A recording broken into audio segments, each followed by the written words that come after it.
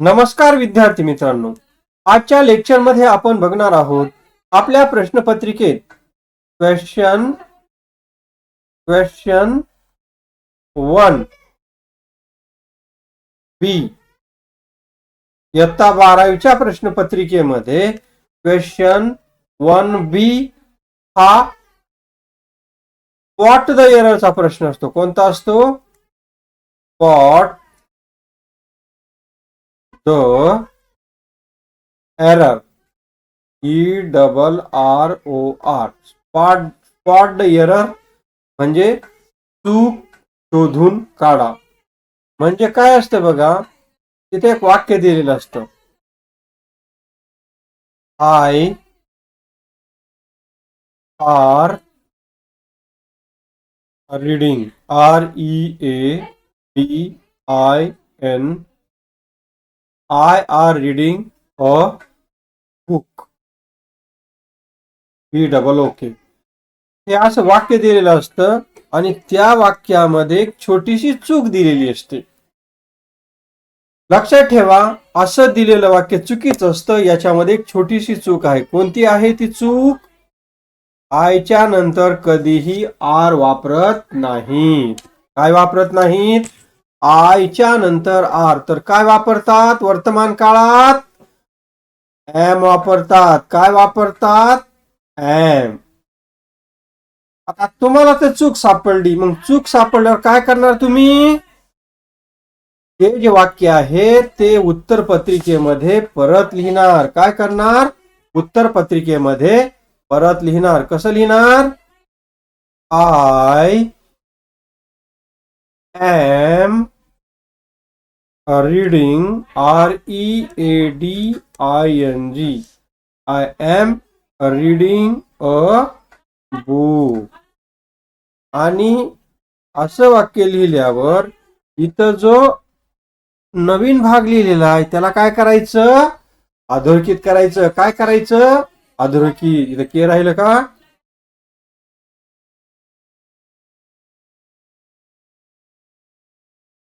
Book. लक्षात ठेवा, वाक्य पुन्हा लिहून जी चूक तुम्ही दुरुस्त केलेली आहे तिला अधोरेखित करायला विसरायचं नाही.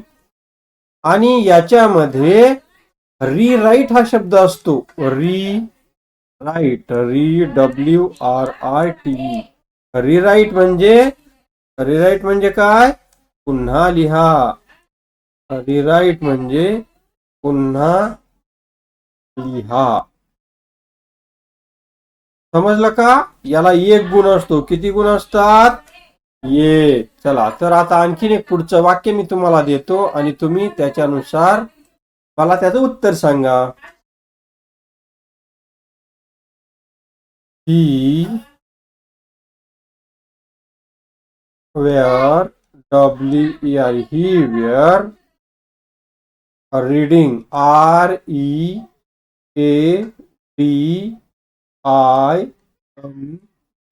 Reading a book. आता या वाक्यामध्ये एक चूक आहे. कोणती चूक आहे ती? हे बघा, हिच्या नंतर वेअर आलेला आहे. मग आता काय करणार तुम्ही? हे वाक्य पुन्हा लिहिणार. काय करणार? पुन्हा लिहिणार. ही वेअरच्या जागेवर he was reading, READING, he was reading a book. He was reading a book. आणि काय सांगितलं आपल्याला? जो भाग नवीन दुरुस्त करून लिहिलेला आहे त्याला काय करायचं? अधोरेखित करायचं. चला, त्याच्यानंतर आपण आणखी एक वाक्य बघूया. I has a red, red pen. आणि शेवटी वाक्याच्या पूर्णविराम द्यायचा. आता त्याचं उत्तर कसं होईल? आय सोबत काय वापरतात? हॅज वापरतात का? नाहीत वापरत. काय वापरतात? Have. I have a red. इथं डी लिहायला पाहिजे. I have a red pen. कळालं? आणि ज्या ठिकाणी आपण नवीन शब्द लिहिलेला आहे त्याला काय करायचंय? अधोरेखित. कळालं? अशा पद्धतीने आपण आपल्या 12वीच्या इंग्रजीच्या प्रश्नपत्रिकेमध्ये जो स्पॉट एररचा प्रश्न आहे त्याची उत्तरं लिहू शकता. धन्यवाद.